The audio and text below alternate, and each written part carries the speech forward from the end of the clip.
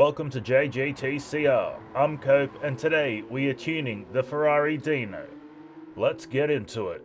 While it certainly has an old school drive feel, this Ferrari can be thrown around pretty hard and it still clings to the road relatively well.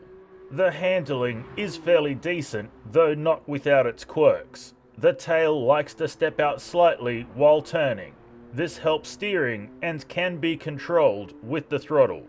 The steering itself is fairly sharp and the front end moves well to respond to our inputs. Unfortunately, the tail struggles to keep up. The power isn't massive, but it is enough to have a bit of fun with this format and layout. The power delivery can be a bit hit and miss. When cornering, it's hard to judge if we should risk wheel spin and drop a gear for better acceleration or maintain stability in the higher gear.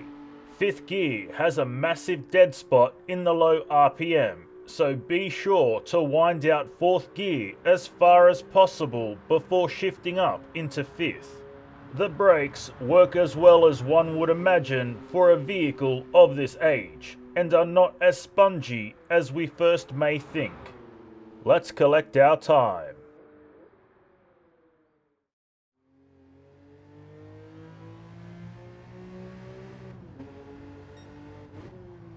(8 minutes, 29.8 seconds).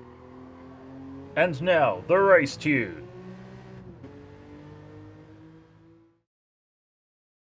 The Ferrari Dino suffered with both over and understeer. Fortunately, it was quite malleable and this tune came together quite quickly. We used some ballast over the front wheels to deal with the understeer, and we reduced the settings of the differential to help with the oversteer.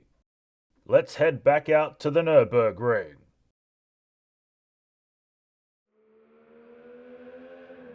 While this Ferrari Dino has gotten faster and is more stable, it likes a bit of drama, especially at the tail end, so some caution must be used when getting the power to the ground.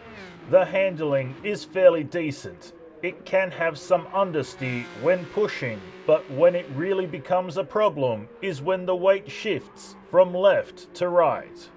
The steering is fairly tight and guides the car well once it has been settled into the corner. The power has improved, but there's still not a lot to play with. It does haul the Dino well along the track and it likes to rev, but this is where we find the tail hot stepping much more often than usual. Power delivery is reasonable in the bottom end, but it gets peaky in the higher RPM. We will need some degree of throttle modulation in the lower three gears in the top third of the rev range. The brakes are very stable and slow us down decently, but there is a degree of understeer which can plow us off-road if we are not careful with how we brake. Let's collect our time.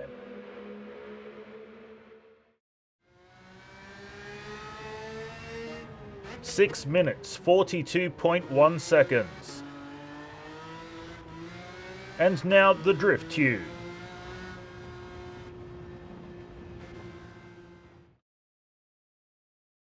The drift tune for the Ferrari Dino only makes some mild changes to the ballast positioning, differential and toe angle. And of course, our tyres are comfort hards. Let's drift Suzuka. The Ferrari Dino is a kamikaze-style drift car.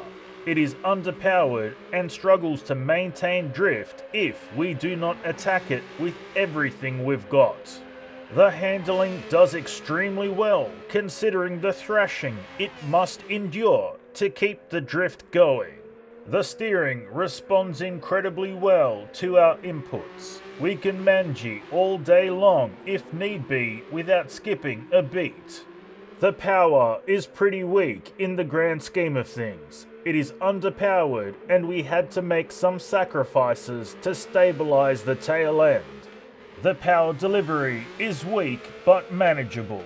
we have to keep the throttle smashing on and off with some modulation thrown in for good measure to keep the drift alive. The Ferrari Dino is an underpowered drift car that you have to thrash the crap out of to keep the drift alive.